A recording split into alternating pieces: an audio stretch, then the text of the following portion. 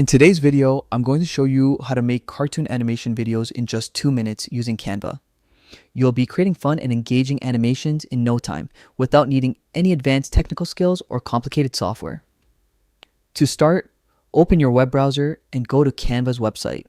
Once you're there, use the search bar at the top and type cartoon animation. This will bring up a selection of animation templates designed by Canva that are ready to customize. Canva offers a wide variety of templates, so you can find one that perfectly matches your vision and style. After searching, take a moment to browse through the options. Choosing the right template is important, as it sets the tone for your animation and makes your content more visually appealing. Once you find a template that resonates with your concept, click on it to open. Next, click Customize this template. This opens the design editor where the magic happens. Here, you can start editing your template immediately, adding your personal touch, changing colors, text, or images to make it uniquely yours.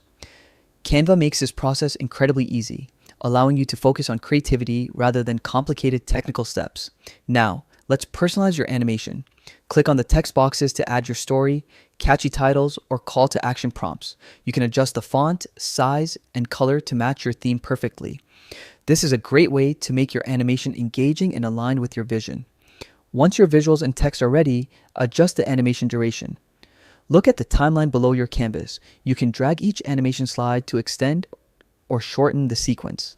This flexibility ensures your animation keeps viewers engaged without being too long or ending abruptly. And that's it.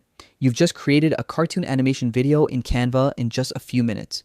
Whether it's for social media, marketing, or just for fun, Canva makes animation accessible, fast, and fun.